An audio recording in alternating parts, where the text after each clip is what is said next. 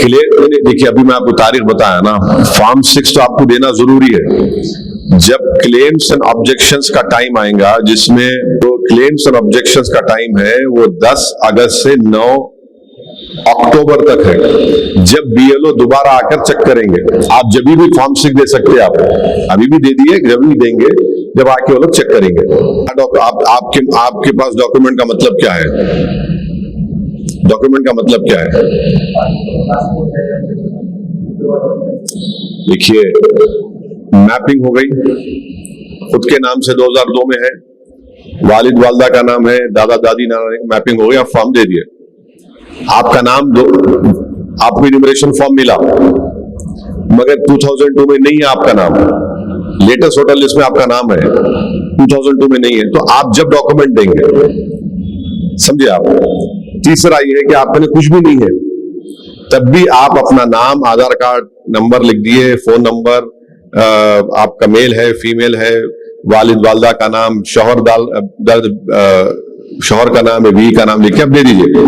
जब आपको जब बुलाया जाएगा, नोटिस दी जाएंगे, जो आपको डेट, आपको फिर से बोल रहा हूं, जब आपको ड्राफ्ट पब्लिकेशन के बाद नोटिस दी जाएंगी आपको 10 अगस्त से 8 अक्टूबर तक, तो जब नोटिस आपको मिलेंगी, आपको विद इन दैट टाइम, जो टाइम रहेगा, आप उसका जवाब देना पड़ेगा। अब उसमें एनोमलीज भी आ सकते हैं, एनोमलीज किसमें भी आ सकते हैं ना, एक तो मैपिंग में भी आ सकते हैं, डॉक्यूमेंटेशन में भी आ सकते हैं, और फिर दूसरे उसमें भी आ सकते हैं। तो इसको कैटेगरी 1, कैटेगरी 2, कैटेगरी 3 नहीं बोल सकते।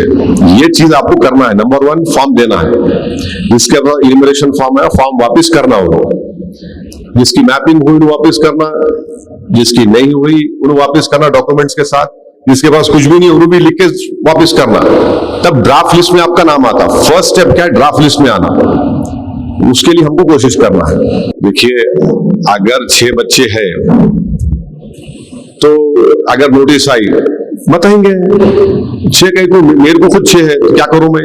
नहीं करो, खुदा ना खास है, नोटिस आई तो मैं भी जवाब दूंगा, ये प्रूफ है भाई, ये बताऊंगा मैं। देखिए, इन्यूमरेशन फॉर्म आप पढ़े आप क्या पढ़े? नीचे क्या लिखा है, साइन करते, आप अपना रिश्ता बता के साइन करना। एक बात बोल रहा हूं, नाक को ऐसा पकड़े तो आसानी है ना, ऐसा फिरा के पकड़े तो हाथ में दर्द होता, गर्दन में दर्द होता। बेटा है, लिख दिया उन्हें, शौहर है, बीवी है, शौहर लिख के खत्म करो, लंबा नहीं खींचना ऐसा।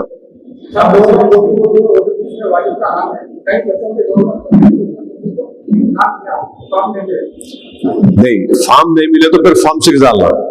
अभी आपको इन्यूमरेशन फॉर्म नहीं मिला तो इसका मतलब लेटेस्ट वोटर लिस्ट में आपका नाम नहीं है, आपको फॉर्म 6 डालना पड़ेगा। फॉर्म 6 डाल के डिक्लेरेशन उसमें साइन करना और एक रिसिप्ट हासिल करना। जब क्लेम्स और ऑब्जेक्शन का पीरियड रहेगा 10 अगस्त से 9 अक्टूबर, जब बीएलओ दोबारा आएंगे आपके पास, जब आपको बताना।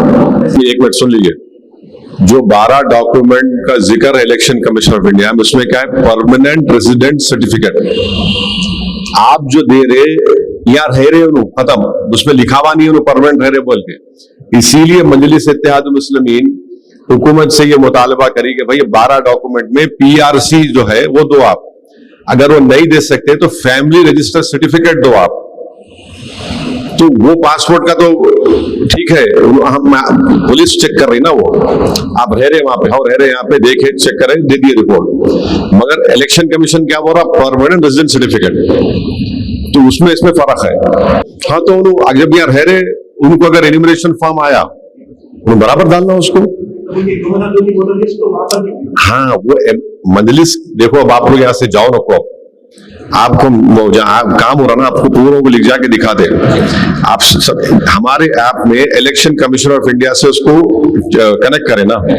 अगर उनको एनिमरेशन फॉर्म यहाँ पे आया, मिसाल तौर पर कोई यूपी के है, यहाँ पर उनका नाम आ गया एनिमरेशन फॉर्म में, 2002 में चेक करने की सहूलत है उसमें। आप उसमें देखो ना, जिस जगह पे थोड़ा टाइम लगता है उसको जरूर देख के मैपिंग हो जाती है उनकी। 2002 में नाम उनका नहीं, उनके वालिद वालदा का नाम निकलेगा ना। आपकी मैपिंग सिर्फ तेलंगाना में ही नहीं बल्कि पूरे इंडिया में टोटल लिस्ट में अगर आपका नाम है 2002 में, उससे आपकी मैपिंग हो जाती है। अगर 2026 में आपका नाम है, आपको एनिमरेशन फॉर्म मिला, मैपिंग नहीं हुई, डॉक्यूमेंट्स लगाइए आप। अगर नहीं है डॉक्यूमेंट्स तब भी फॉर्म पे साइन करके नाम आप लिख के वापस करिए। कई लोग हैं हमारे यूपी, बिहार के, झारखंड के, तेलंगाना को अपना वतन बना लिया और 2026 में उनका नाम है, मगर उनकी मैपिंग तो 2002 से होना पड़ेगा ना, वो चेक कर सकते हैं अपन। जाके पूछो अब आप, वही तो हम बोल रहे हैं उनको। जब भाई वहां पे गुलाब जामुन है तो यहाँ पे अचार कैसा हो रहा? जब मगर एक डिफरेंस है, यहाँ पर 371D है, कर्नाटका में 371D नहीं है, तो यहाँ पे जोनल सिस्टम भी है।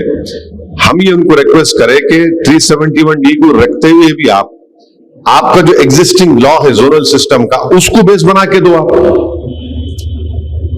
गवर्नमेंट को खर्चा क्या है भाई, वो हमारा वहां से बच्चे आके यहाँ पढ़ लेंगे, ये हमारे पास जोनल सिस्टम है, तो हम बोलो जोनल सिस्टम पे रख के दो आप, कोई नया काम मत करो।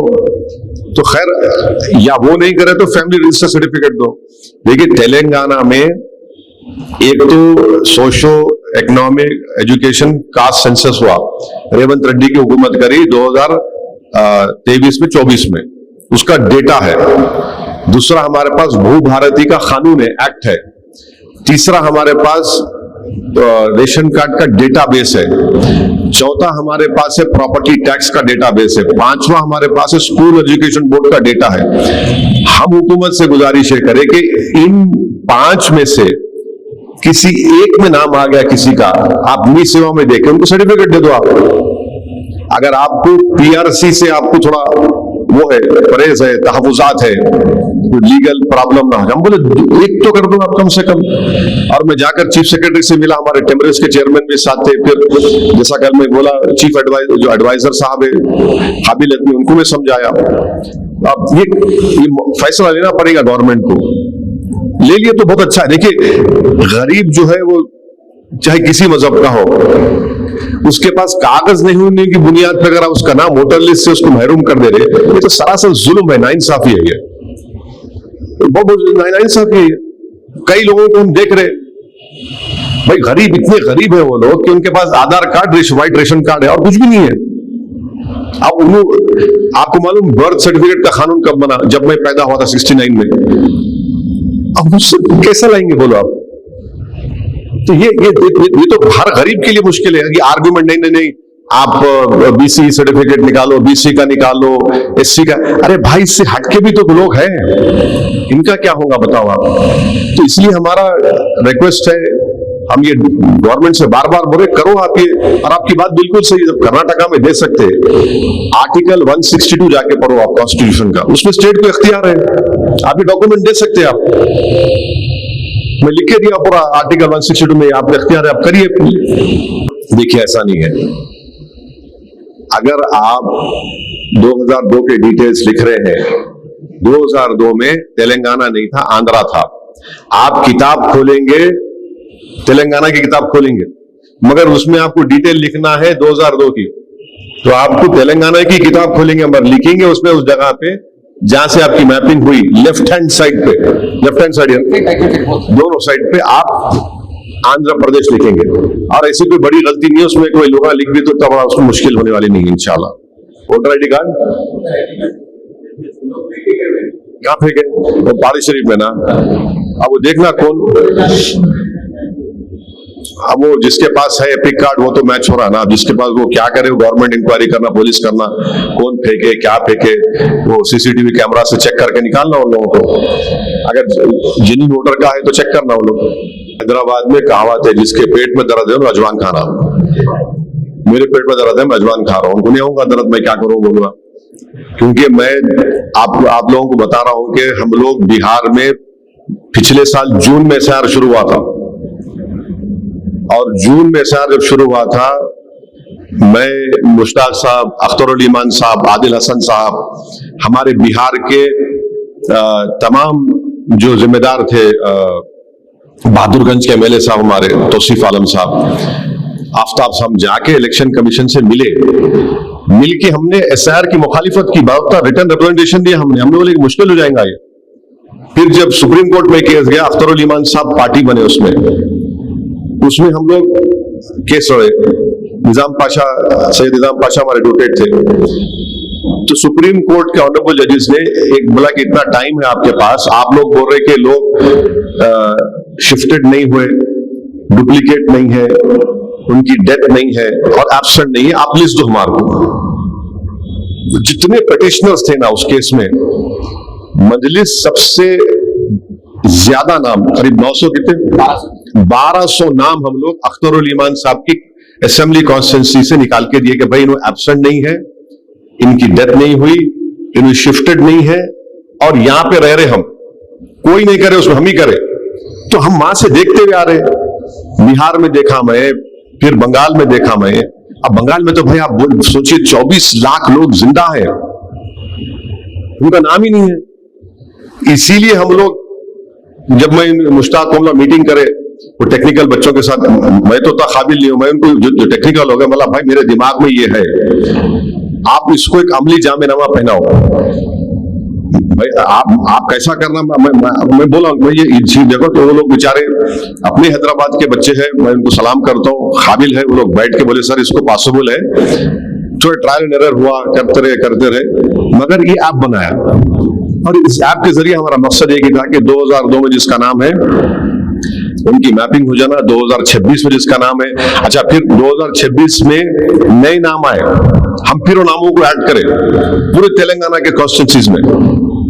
तो ये मेरे को मालूम क्या होने वाला है, मैं बार बार बोल रहा हूं कि देखिए SIR जो सुप्रीम कोर्ट तो उसको अपहेल्ड कर दिया, मगर जो बीजेपी है इनका एक बहुत बड़ा प्रोग्राम है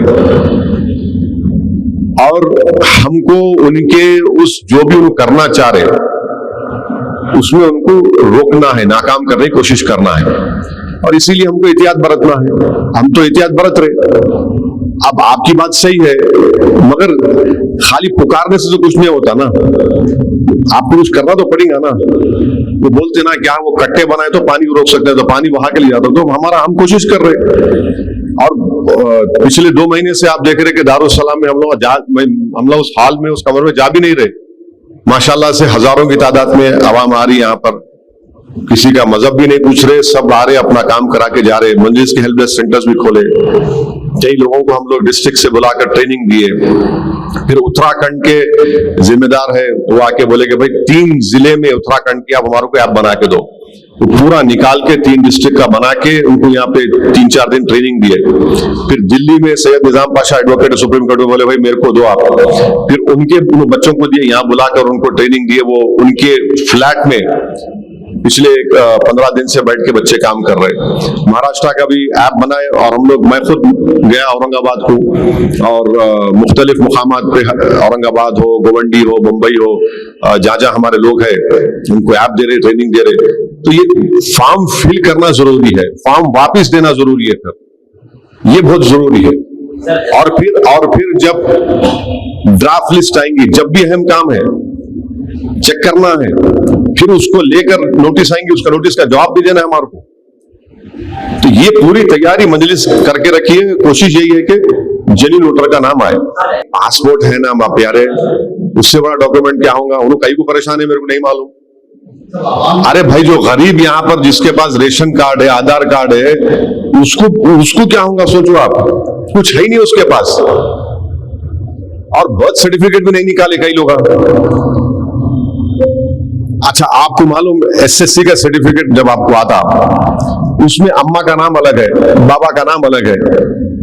अब साहब कब निकाले बाबू SSC? आप 8 साल हो गए हमारे। अरे भाई वो तो 1 महीने में करना आपको चेक। वो उनको NRS को क्या परेशानी है जी? पासपोर्ट है उनके पास, ऑनलाइन कर सकते हो, लोग यहाँ आके कर सकते हैं, उनके बिहाफ पे हो सकता है, कोई परेशानी नहीं उन लोगों को। उनका टिकट लेके भी आ सकते हो, क्या होता है आके साइन करके जाओ फॉर्म पे। सिटीजनशिप में हमला है नहीं, सही है वो।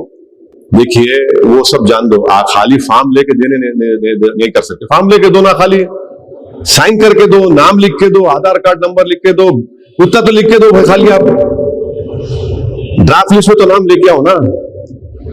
वो सब चीजें है, वो तो उन लोगों का इरादा होगा, मगर हमारे हाथ में जब है तो करो ना उसको। अभी आपके हाथ में है, आप फॉर्म दीजिए, साइन करके वापस करिए, देखेंगे क्या होता है इंशाल्लाह।